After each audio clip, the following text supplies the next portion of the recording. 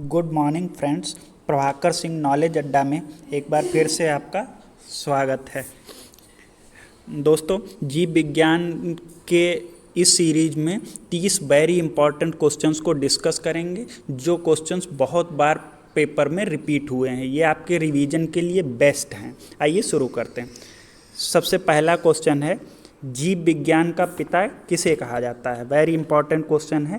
Father of biology किसे कहा जाता है? तो देखिए, यहाँ पर आप सही जवाब टिक करेंगे और इससे रिलेटेड सारे कॉन्सेप्ट और सारे फैक्ट आपको बताए जाएंगे। तो बताइए, जीव विज्ञान का पिता किसे कहा जाता है? चार्ल्स डार्विन को, लिनियस को, अरस्तू को या फिर मेंडल को? तो सही जवाब है अरस्तू को। अब देखिए क्या हुआ, जीव विज्ञान जिसको हम लोग बायोलॉजी कहते हैं, दो चीज़ें इसके अंदर, दो ब्रांचेस मेन हैं। एक कौन सी है? बॉटनी, ठीक है, और दूसरी कौन सी है? जूलॉजी, ठीक है। तो अगर आपसे कहता है कि जीव विज्ञान का जनक किसे है, तो अरस्तू। अगर आपसे कहता है जूलॉजी यानी जंतु विज्ञान का जनक, तो भी कौन होगा? अरस्तू। तो जीव विज्ञान कहे या जंतु विज्ञान कहे, दोनों का आंसर होगा अरस्तू। लेकिन कहे अगर वनस्पति विज्ञान का जनक किसे माना जाता है, तो इसका नाम लिखेंगे थियोफ्रेस्टस। क्या? थियोफ्रेस्टस, ठीक है, ध्यान रखिएगा, फ्रेस्टस। तो ये चीज़ें ध्यान रखिएगा, जीव विज्ञान और जंतु विज्ञान का जनक अरस्तू और बॉटनी या वनस्पति विज्ञान का जनक थियोफ्रेस्टस। नेक्स्ट क्वेश्चन करते हैं। ये है, जीव विज्ञान का भौतिक आधार किसे माना गया? फिजिकल बेसिस ऑफ लाइफ, जीवन का भौतिक आधार किसे माना गया है? फिजिकल बेसिस ऑफ लाइफ किसे कहा जाता है, किसे माना जाता है? जीन को, कोशिका को, माइटोकॉन्ड्रिया को या जीव द्रव्य को? तो सही जवाब है जीव द्रव्य को।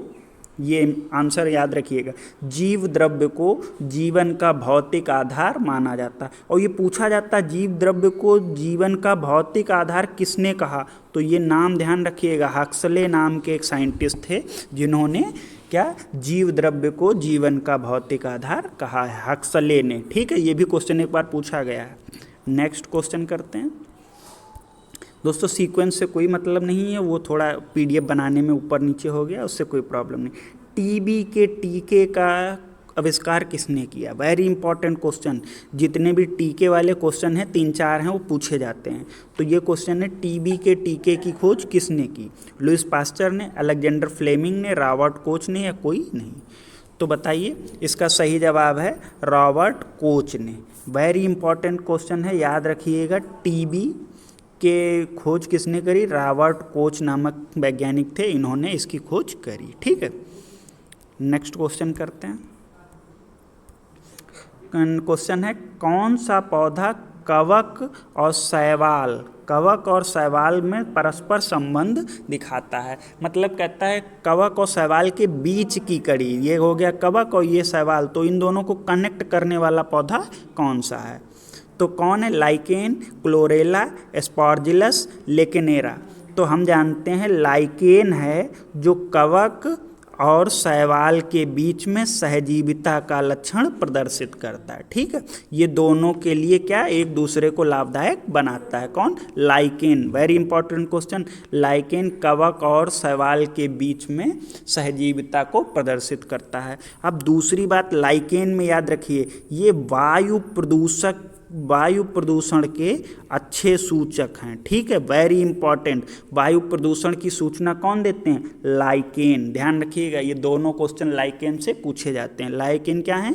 वायु प्रदूषक के सूचक हैं, ठीक है, इंडिकेटर जिनको कहते हैं। नेक्स्ट क्वेश्चन कहते हैं, ये देखिए, किस पौधे की पत्ती में जड़ पाई जाती? Very important question. किस पौधे की पत्ती में ही जड़ होती है? तो बताइए, जूसिया, अमरबेल, ब्रायोफाइलम, आर्किड। तो सही जवाब है सी ऑप्शन, ब्रायोफाइलम पौधों में पत्ती में ही जड़ पाई जाती है, ठीक है। नेक्स्ट क्वेश्चन करते हैं। देखिए, एक क्वेश्चन हम लोगों ने अभी पढ़ा था कि टीबी का जो टीका था वो किसने बनाया था? तो उसका आंसर था रॉबर्ट कोच। वेरी इंपॉर्टेंट है, ध्यान रखिएगा सारे टीके। रॉबर्ट कोच ने टीबी का टीका। अब आया रेबीज का टीका, ठीक है, वेरी इंपॉर्टेंट क्वेश्चन है। रेबीज का टीका किसने खोजा बताइए? रॉबर्ट कोच ने, तो ये तो आंसर नहीं है क्योंकि इन्होंने टीबी का खोजा था। रॉबर्ट ब्राउन, अलेक्जेंडर फ्लेमिंग या लुइस पास्चर? तो सही जवाब है लुइस पास्चर ने रेबीज के टीके का आविष्कार किया था, ठीक है। तो एक बात ये ही। तो दूसरी बात, रेबीज किससे फैलने वाली बीमारी है? तो याद रखेंगे वायरस से। दो इम्पॉर्टेंट हैं, रेबीज किससे फैलने वाली बीमारी है? वायरस से। रेबीज का टीका किसने बनाया था? लुइस पास्चर ने, ठीक है। दोस्तों ज़्यादातर टीके जो होते हैं वायरस वाली डिजीज़ेस के ही बनाए जाते हैं क्योंकि इन पे जो एंटीबायोटिक्स होती हैं वो काम नहीं करती हैं। नेक्स्ट क्वेश्चन करते हैं। वेरी इंपॉर्टेंट क्वेश्चन है, ये कॉन्सेप्ट भी बहुत इंपॉर्टेंट है, देखिए क्या है। पास्चुराइजेशन के बारे में कौन सा कथन सत्य है? तो पास्चुराइजेशन जानते हैं कौन सा कथन सत्य है? लुइस पास्चर ने इस विधि का खोज करी। इस विधि से दूध को कुछ दिनों के लिए सुरक्षित रख सकते हैं। इस विधि में दूध को सुरक्षित रखने के लिए 62.8 डिग्री सेल्सियस पर 30 मिनट तक गर्म किया जाता है। सही। उपरोक्त सभी? तो इसका जवाब है सही। तो देखिए यहाँ पर ये क्या होता है कि जो ताज़ा बना हुआ दूध आता है उसमें कई प्रकार के बैक्टीरिया होते हैं। तो उस दूध को क्या किया जाता है, 62.8 डिग्री पर 30 मिनट तक गर्म करते रहते हैं। उसके बाद इसको ठंडा किया जाता है। तो इस तरीके से दूध को अगले कुछ दिनों के लिए जीवाणु मुक्त करके सुरक्षित रखा जाता है। और ये विधि किसने खोजी थी? लुइस पास्चर ने। वेरी इंपॉर्टेंट, कभी कभार सिर्फ इतना पूछता है कि पास्चुराइजेशन किसने खोजा था? लुइस पास्चर, ठीक है। Next question. दोस्तों यहाँ पर हर क्वेश्चन आपको पूरे कॉन्सेप्ट के साथ बताया जाएगा, तो अगर आपने अभी तक हमारा चैनल सब्सक्राइब नहीं किया है करिए। इस पे आपको हर सब्जेक्ट के क्वेश्चन, बेस्ट क्वेश्चन जो रिपीटेड हैं वो प्रोवाइड कराए जाएंगे। नेक्स्ट क्वेश्चन है, बैक्टीरिया की खोज किसने की? बैक्टीरिया की खोज किसने की? तो बैक्टीरिया की खोज जो की है बताइए, Antonie van Leeuwenhoek, Louis Pasteur, Robert Koch या हरविन गोविंद खुराना किसने करी है? तो बताइए, बैक्टीरिया की खोज ऑप्शन ए सही, एंटोनियो वॉन ल्यूवेनहॉक ने बैक्टीरिया की खोज की है, ठीक है। नेक्स्ट क्वेश्चन हम लोग करते हैं। नेक्स्ट क्वेश्चन है, ये है कवकों का अध्ययन किससे संबंधित है? ठीक है। तो देखिए, फाइकोलॉजी, बॉटनी, माइकोलॉजी, बैक्टीरियोलॉजी। तो आंसर सही है ऑप्शन सी, माइकोलॉजी। तो दोस्तों इनमें कई बार कन्फ्यूजन हो जाता है कि कौन सा अध्ययन किससे संबंधित है। तो देखिए, आज के बाद आपको ये कन्फ्यूजन जरा सी भी नहीं होगी। तो देखिए, इसको ट्रिक से कैसे बनाएंगे। कवक को याद रखो तो बक बक की आवाज़ आती है, ठीक है, क्या बक बक की आवाज़ आती है। और माइको माने मेरे को, माइको बक बक नहीं पसंद है, माइको बस बक बक नहीं पसंद है। तो ये बक बक से कवक याद रहेगा और माइको से माइको, ठीक है। नेक्स्ट क्वेश्चन करते हैं। दोस्तों नेक्स्ट क्वेश्चन है, विषाणु की खोज किसने करी? तो बताइए, विषाणु की खोज किसने करी? Ivanovsky, Louis Pasteur, Robert Brown, Carl Linnaeus. Option इसका ए सही जवाब है, इवानोव्स्की ने। दोनों इंपॉर्टेंट क्वेश्चन, जीवाणु की खोज एंटोनियो वॉन ल्यूवेनहॉक ने और विषाणु की खोज इवानोव्स्की ने, ठीक है। Next question. नेक्स्ट क्वेश्चन है, कौन सा जंतु प्लेग महामारी को फैलाने में सहायक होता है? प्लेग एक बीमारी होती है, बहुत बड़ी महामारी थी ये। तो ये किसके कारण फैलती है? इसका सही जवाब क्या होगा बताइए? चूहा, बिल्ली, घरेलू मक्खी या सैंड फ्लाई। तो जो प्लेग महामारी के वाहक होते हैं वो चूहे माने जाते हैं, ठीक है। चूहों से फैलने वाली बीमारी है प्लेग। नेक्स्ट क्वेश्चन करते हैं। दोस्तों सभी क्वेश्चन बहुत बार रिपीट हुए हैं तो इनको ध्यान से करिएगा, इसको एक टेस्ट के जैसे ट्रीट करिए, ठीक है। नेक्स्ट क्वेश्चन है वनस्पति विज्ञान का पिता किसे कहा जाता है। अभी हम लोगों ने जब पहला क्वेश्चन पढ़ा था तो उसमें पूछा गया था जीव विज्ञान के, तो कहा था जीव पूछे या फिर जंतु पूछे, जीव विज्ञान या जंतु विज्ञान, तो इन दोनों का आंसर होगा अरस्तु। और दूसरा बताया था वनस्पति या फिर बॉटनी, तो इसके आंसर क्या हैं बताइए, एक्लर, हिप्पोक्रेटस, अरस्तु या थियोफ्रेस्टस। तो हम लोग पहले ही बता चुके हैं, इसका जवाब क्या है, थियोफ्रेस्टस। वनस्पति विज्ञान का पिता थियोफ्रेस्टस को माना जाता है, जीव विज्ञान का पिता और जंतु विज्ञान का पिता किसे, अरस्तु को माना जाता है, ठीक है। नेक्स्ट क्वेश्चन करते हैं। ये है कौन सा रोग दूषित जल के सेवन से होता है। मतलब जो पानी है अगर हम वो प्रदूषित है किसी तरीके, किसी प्रदूषक से, तो उसको पीने से कौन सी बीमारी होती है बताइए, फ्लू, मलेरिया, तपेदिक या हैजा। तो बताइए किससे होती, इससे बीमारी जो होती है वो हैजा। तो पहली बात, दूषित जल से कौन सी बीमारी होती, हैजा। दूसरा पॉइंट याद रखेंगे, हैजा जो है वो जीवाणु से फैलने वाली एक बीमारी है, वेरी इंपॉर्टेंट। जीवाणुओं विषाणुओं से क्वेश्चन बनते हैं, कौन सी बीमारी जीवाणुओं से होती, कौन सी विषाणुओं से, तो ध्यान रखते चलेंगे। अभी एक रेबीज आई थी, रेबीज किससे, विषाणु से थी, हैजा किससे है, जीवाणु से है। हैजा किससे होने वाली बीमारी है, जीवाणु से, ठीक है। नेक्स्ट क्वेश्चन करते हैं। शैवालों का अध्ययन, ये देखिए वेरी इंपॉर्टेंट क्वेश्चन, शैवालों का अध्ययन किस विज्ञान से संबंधित है।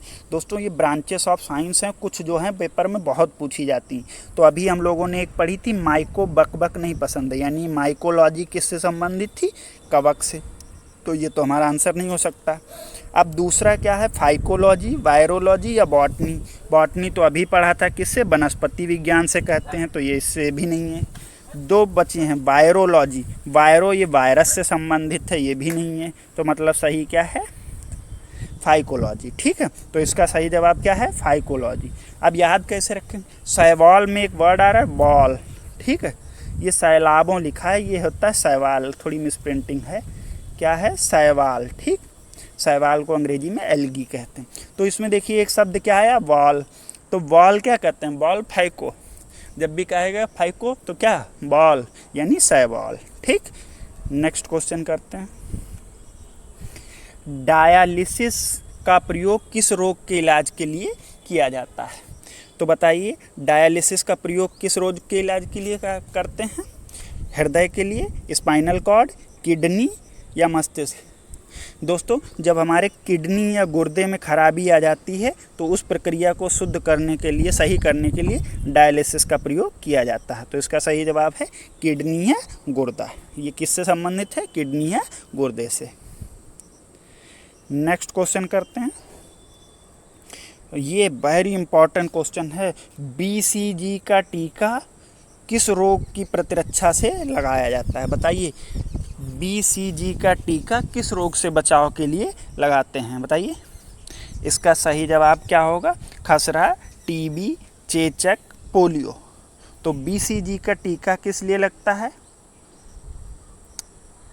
TB से बचाव के लिए, ठीक है।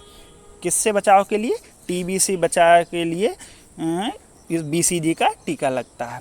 तो BC यहाँ ध्यान रखिए, इसमें जो BC है, B स्टैंड फॉर विब्रियो, क्या, विब्रियो, और C से क्या होता है, कोलेरी, ठीक है, विब्रियो कोलेरी। तो ये किससे होता है, TB से संबंधित होता है। नेक्स्ट क्वेश्चन, वायरस से फैलने वाला रोग है, बताइए वायरस से फैलने वाला रोग है, एड्स, चेचक, खसरा या फिर ये सभी। तो इसका सही जवाब है ये सभी। देखिए एड्स HIV नामक एक वायरस होता है, उससे फैलता है, और चेचक अभी हम लोगों ने कुछ देर पहले पढ़ा था, चेचक वायरस से एक बीमारी है, और खसरा, यानी ये तीनों बीमारियां किससे संबंधित हैं, वायरस से। नेक्स्ट क्वेश्चन है, मलेरिया रोग किस परजीवी के संक्रमण से होता है। तो यानी मलेरिया रोग का वाहक कौन है, किसके कारण मलेरिया रोग होता है, प्लाज्मोडियम, ट्रिप्नोसोमा, पास्चुरेला या ये सभी। तो प्लाज्मोडियम नामक का एक कोशिकीय जीव परजीवी होता है जो कि क्या मलेरिया रोग का वाहक होता है। ठीक है, नेक्स्ट क्वेश्चन करते हैं। मलेरिया रोग परजीवी का वाहक कौन होता है, किसके कारण होता है? परजीवी कौन सा था? अभी हमने पढ़ा प्लाज्मोडियम। उसको एक जगह से दूसरे जगह कौन ले जाता है? तो वो इसका जवाब बताइए। मादा एनफ्लीज, सीसी मक्खी, बालू मक्खी या कोई नहीं? तो सही जवाब है उसका वाहक कौन होता है? मादा एनफ्लीज एक मच्छर होता है। ठीक है, ध्यान रखिएगा, मादा एनफ्लीज नामक मच्छर होता है जो प्लाज्मोडियम परजीवी को एक स्थान से, एक शरीर से दूसरे शरीर में ले जाता है। नेक्स्ट क्वेश्चन करते हैं। मानव शरीर की सबसे छोटी हड्डी कौन सी है? तो बताइए। मानव शरीर में तो कुल 206 हड्डियां हैं, इनमें कुछ छोटी कुछ बड़ी हैं। तो जो सबसे बड़ी है उसका नाम क्या होता है? फीमर। ध्यान रखिएगा, फीमर। ठीक, और जो सबसे छोटी वो आपको बताना कौन सी? वर्टेब्रा, स्टेप्स, मेटाकार्पस या फैलेंजस। तो देखिए, स्टेप्स जो है ये सबसे छोटी हड्डी है। कौन सी? स्टेप्स।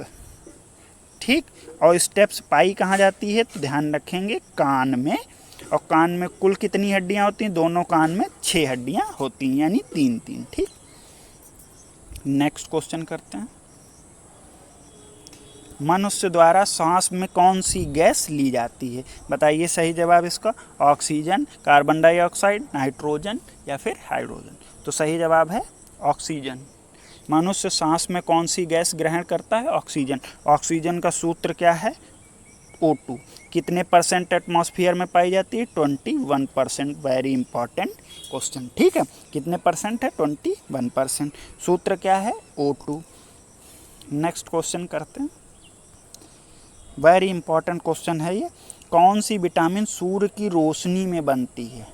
क्या है? कौन सी विटामिन सूर्य की रोशनी में बनती है? तो बताइए। Vitamin B, vitamin C, vitamin D या फिर विटामिन के? तो सही जवाब है विटामिन डी। अब देखिए होता क्या है, हमारी त्वचा में ऑर्गेस्ट्रॉल, कौन सा? ऑर्गेस्ट्रॉल। ठीक, ध्यान रखिएगा, ऑर्गेस्ट्रॉल नामक का रसायन पाया जाता है जो सूर्य के प्रकाश की उपस्थिति में विटामिन डी में कन्वर्ट हो जाता है। ठीक है, तो यही ध्यान रखिए। तो सूर्य की रोशनी कौन से विटामिन बनने में सहायक होती है? विटामिन डी के। और विटामिन डी से कौन सा रोग होता है? तो रिकेट्स नामक एक रोग होता है जो विटामिन डी की कमी से हो जाता है। ठीक है, नेक्स्ट क्वेश्चन करते हैं। Very very important question. Haemoglobin का महत्वपूर्ण घटक क्या है? यानी हीमोग्लोबिन में सबसे इंपॉर्टेंट कंपोनेंट कौन सा होता है? क्लोरीन, लोहा, सोडियम या फिर पोटेशियम? तो बताइए कौन सा होगा? याद रखिएगा, लोहा जो है हीमोग्लोबिन सिंबल होता है Hb, इसमें कौन सी मेटल? Fe यानी लोहा। ठीक है, हीमोग्लोबिन में पाई जाने वाली धातु कौन सी है? लोहा। Very important question. और यहीं से क्वेश्चन ऐसे ही बनता है, जो क्लोरोफिल होता है। ठीक है, बहुत इंपॉर्टेंट क्वेश्चन है। क्लोरोफिल किस में पाया जाता है? पत्तियों में। तो क्लोरोफिल में कौन सी धातु होती है? तो वहाँ जवाब होगा मैग्नीशियम। दोनों क्वेश्चन बहुत इंपॉर्टेंट हैं। हीमोग्लोबिन की बात करें तो लोहा, और क्लोरोफिल की बात करें तो मैग्नीशियम। अब ये क्वेश्चन गलत नहीं होंगे। किडनी का प्रमुख कार्य क्या है? मनुष्य में जो गुर्दे होते हैं, जिनको किडनी कहते हैं, उनका प्रमुख कार्य क्या है? शरीर से अपशिष्ट पदार्थों का उत्सर्जन, शरीर के तापमान का नियंत्रण, रक्तदाब का नियंत्रण या फिर पाचन क्रिया में सहयोग। तो हम सभी जानते हैं जो उन अपशिष्ट पदार्थ होते हैं उनका उत्सर्जन जो करता है वो कौन करता है? हमारे किडनी जो होती हैं वेस्ट मटेरियल यानी यूरिया के फॉर्म में निकाल देती हैं। ठीक है, नेक्स्ट क्वेश्चन। हड्डियों एवं दांतों का मुख्य घटक कौन सा है? Very important. यानी हड्डियां और दांत जो हैं ये किससे मिलकर बने होते हैं? तो बताइए। कैल्शियम से, फास्फोरस से, आयरन से, यानी आ व दोनों से, यानी कैल्शियम और फास्फोरस। तो सही जवाब बताइए। हम सभी जानते हैं हड्डियों में कैल्शियम भी होता है और फास्फोरस भी होता है, इसी प्रकार दांतों में भी कैल्शियम और फास्फोरस दोनों होते हैं। तो यानी सही जवाब कौन सा है, आ और वाह दोनों। कैल्शियम का सिंबल होता है Ca और फास्फोरस का होता है P। ठीक, नेक्स्ट क्वेश्चन करते हैं। नेक्स्ट क्वेश्चन वेरी इंपॉर्टेंट है। RBC यानी लाल रक्त कणिकाएं, इनका जीवन काल कितना होता है? वेरी इंपॉर्टेंट क्वेश्चन है। तो RBC का जीवन काल कितना होता है, बोलिए। 125 दिन, 120 दिन, 90 दिन या 140 दिन। दोस्तों ये एग्जैक्ट डाटा है, देखिए कितने करीब करीब दिया है, तो इसमें गेस नहीं किया जा सकता। इसका सही जवाब याद रखेंगे 120 दिन। 120 दिन किसका, RBC का जीवन काल होता है। RBC को ध्यान रखेंगे, इनका निर्माण कहाँ होता है, अस्थि मज्जा। ठीक है, कहाँ, अस्थि मज्जा में, ये ध्यान रखिएगा। RBC का निर्माण कहाँ होता है, अस्थि मज्जा में। ये देखिए वेरी इंपॉर्टेंट क्वेश्चन, आप जब भी प्रीवियस ईयर सॉल्व करेंगे तो ये क्वेश्चन बहुत मिलेगा आपको। शरीर में ताप का नियंत्रण कौन करता है, हाइपोथैलेमस, हृदय, सेरिब्रम या त्वचा? तो सही जवाब बताइए। शरीर में ताप का नियंत्रण कौन करता है, हाइपोथैलेमस। ठीक है, इंपॉर्टेंट ध्यान रखेंगे, हाइपोथैलेमस ये क्या करता है, शरीर के ताप पर नियंत्रण स्थापित करता है। ठीक, नेक्स्ट क्वेश्चन करते हैं। ये देखिए हीमोग्लोबिन का मुख्य कार्य क्या है? अभी हमने पढ़ा था हीमोग्लोबिन में कौन सी धातु होती है, लोहा यानी आयरन। अब बताइए हीमोग्लोबिन का काम क्या है? ऑक्सीजन का परिवहन, बैक्टीरिया को नष्ट करना, एनीमिया का निदान करना। तो हीमोग्लोबिन क्या काम करता है, ट्रांसपोर्टेशन ऑफ गैसेस यानी ऑक्सीजन का वहन करना, यानी ऑक्सीजन को सेल्स तक ले जाने का कार्य कौन करता है, हीमोग्लोबिन। तो सही जवाब याद रखिएगा, ऑक्सीजन का वहन करना यानी ऑक्सीजन को एक स्थान से दूसरे स्थान तक ले जाने का कार्य हीमोग्लोबिन के द्वारा किया जाता है। नेक्स्ट क्वेश्चन है, आयोडीन की कमी से कौन सा रोग उत्पन्न होता है? देखिए आयोडीन जो है एक तत्व, उसकी कमी से कौन सा रोग हो जाता है, ग्वाइटर, स्कर्बी, रिकेट्स या फिर पोलियो? तो आप लोगों ने ये सुना होगा आयोडीन की कमी से घेंघा रोग हो जाता है। तो दोस्तों ऐसे भी ये क्वेश्चन अभी एसएससी के जो पेपर हुए उनमें ये पूछा गया था। तो देखिए आयोडीन को ग्वाइटर को ही घेंघा कहते हैं। तो ये इंग्लिश वाले भी जब भी पढ़ा करिए उनको ध्यान रखिए, ग्वाइटर यानी घेंघा रोग आयोडीन की कमी से होता है। आयोडीन का निशान क्या है, आई। ठीक, नेक्स्ट क्वेश्चन करते हैं। ये देखिए क्वेश्चन मैच द वर्ड्स में भी आए हैं, इसमें आपके साथ एक के साथ 4 क्वेश्चन कवर हो जाएंगे। कौन सा सुमेलित नहीं है, यानी विटामिन और उसकी कमी से होने वाले रोग? तो विटामिन ए की कमी से रतौंधी रोग होता है। हाँ ये बात सही है, मतलब ये तो मैच है, हमको तो नहीं वाला पहचानना। चलिए देखते हैं, विटामिन बी की कमी से बेरी बेरी रोग होता है, बिल्कुल सही बात है। विटामिन सी की कमी से स्कर्वी होता है, बिल्कुल सही, तो मतलब चौथा अपने आप बच गया। विटामिन डी की कमी से नपुंसकता नहीं, रिकेट्स नामक रोग होता है, ये ध्यान रखिएगा। ठीक है, कौन सा, रिकेट्स नामक रोग होता है। तो दोस्तों ये थे हमारे 30 वेरी इंपॉर्टेंट क्वेश्चन। अगर आपको पसंद आया तो प्लीज़ हमारे चैनल को सब्सक्राइब करिए। इसमें सबसे ज़्यादा पूछे गए क्वेश्चन आप